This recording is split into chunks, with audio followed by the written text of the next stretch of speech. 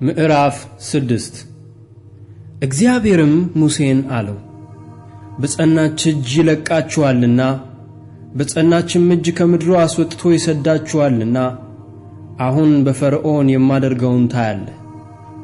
እግዚአብሔርም ሙሴን ተናገረው አለው፣ እኔ እግዚአብሔር ነኝ።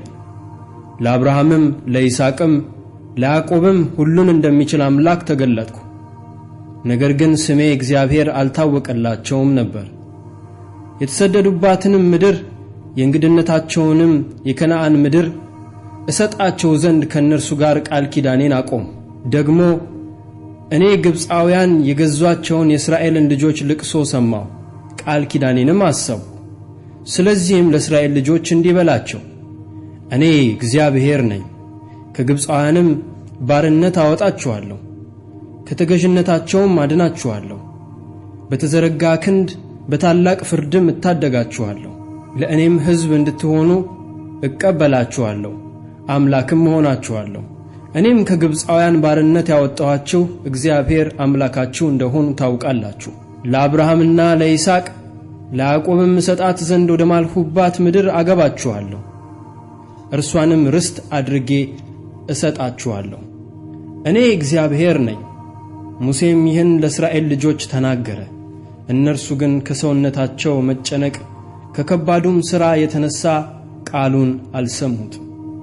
እግዚአብሔርም ሙሴን እንዲህ ብሎ ተናገረው፣ ግባ፣ የእስራኤልንም ልጆች ከአገሩ ይለቅ ዘንድ ለግብፅ ንጉሥ ለፈርዖን ንገር። ሙሴም በእግዚአብሔር ፊት እነሆ የእስራኤል ልጆች አልሰሙኝም፣ እንዴትስ ፈርዖን ይሰማኛል? ይልቁንም እኔ ከንፈረ ቈላፋ ነኝ ብሎ ተናገረ። እግዚአብሔርም ሙሴንና አሮንን ተናገራቸው። የግብፅ ንጉሥ ፈርዖንም የእስራኤልን ልጆች ከግብፅ እንዲያወጣቸው ይነግሩት ዘንድ አዘዛቸው። የአባታቸውም ቤት አለቆች እነዚህ ናቸው። የእስራኤል የበኩር ልጅ የሮቤል ልጆች ሄኖህ፣ ፈሉስ፣ አስሮን፣ ከርሚ እነዚህ የሮቤል ወገኖች ናቸው።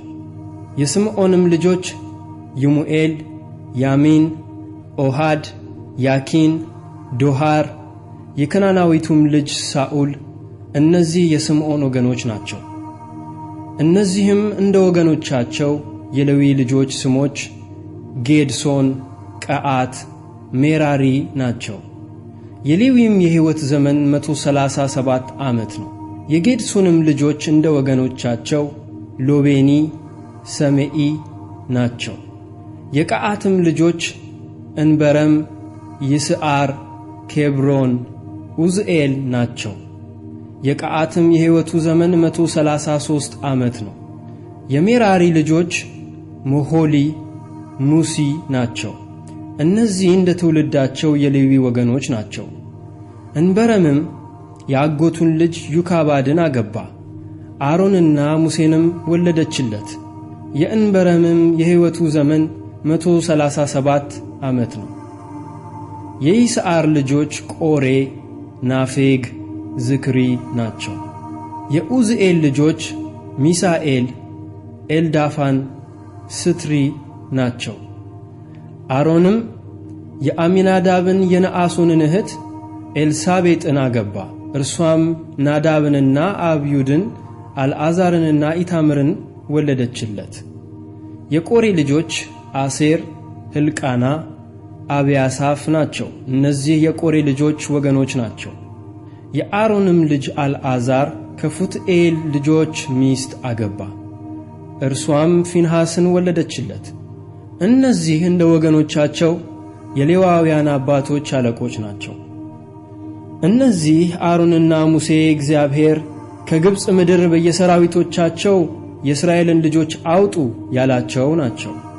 እነዚህ የእስራኤልን ልጆች ከግብፅ ያወጡ ዘንድ ከግብፅ ንጉሥ ከፈርዖን ጋር የተነጋገሩ ናቸው። እነዚህ ሙሴና አሮን ናቸው። እግዚአብሔርም በግብፅ አገር ሙሴን በተናገረው ቀን እንዲህ ሆነ። እግዚአብሔር ሙሴን እኔ እግዚአብሔር ነኝ፣ እኔ የምነግርህን ሁሉ ለግብፅ ንጉሥ ለፈርዖን ንገር ብሎ ተናገረው።